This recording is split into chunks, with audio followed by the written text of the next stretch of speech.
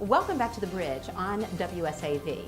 We all love jewelry, but something that you may not think about all the time is what goes into jewelry design. Well, we decided to call on our good friend, our coastal expert at A&C Gold and Diamond, Craig Burgess. It's great to see you, Craig. Good to see you too, Natalie. You are the man to talk to when it comes to jewelry design because you carry some wonderful designers, and that's important to you. It really is. You know, when selecting pieces for the store, very often it was more out of personal motivation, you know, and by that what I mean is the designs that I carry, my signature designs, they are basically things as I see it.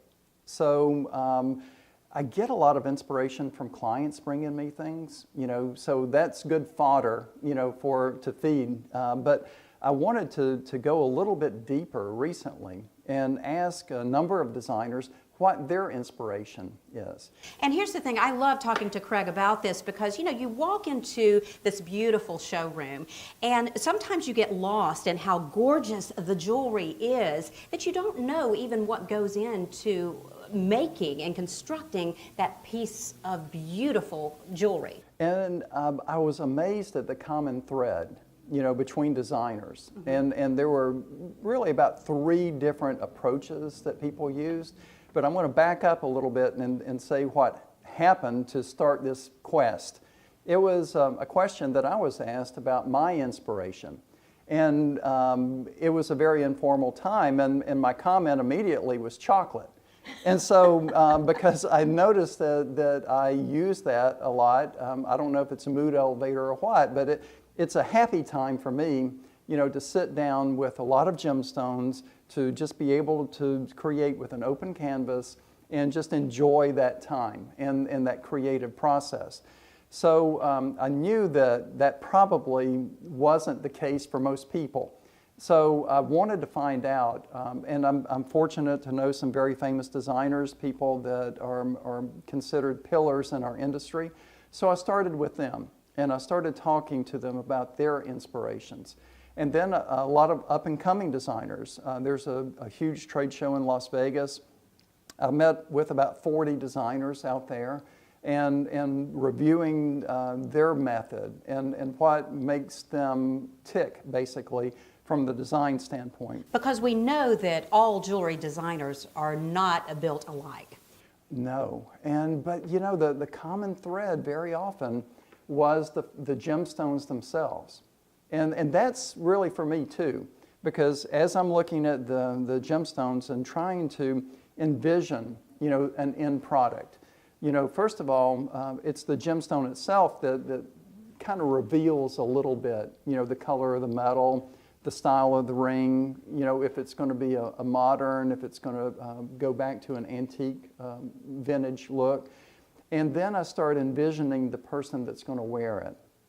And that to me is when, and sometimes I do think about clients, you know, oh, she would love this, or, you know, this style I think would do very well for them.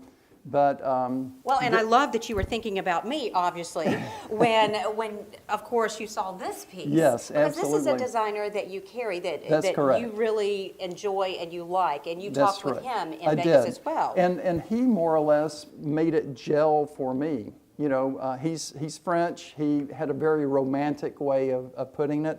His name's Frederic Duclos. And so he's a multi award-winning designer and very approachable, very nice person.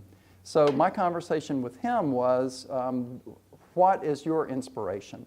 He went directly to the fact he envisions the woman wearing the piece, the shape of her face, you know, the colors that she likes to wear. Everything he described in great detail in just a beautiful way. I wish I had recorded it. Exactly how he envisioned the person wearing his pieces of jewelry. And I thought, that's really pretty. I mean, that's beautiful description of what we do. So it kind of brought everything together for me too. And it helped me a great deal because I was able to source from a number of people in the industry some things more about myself. So when I'm working with clients now, I bet I've delivered 6 pieces recently within the week, what I call commission pieces and or restorations.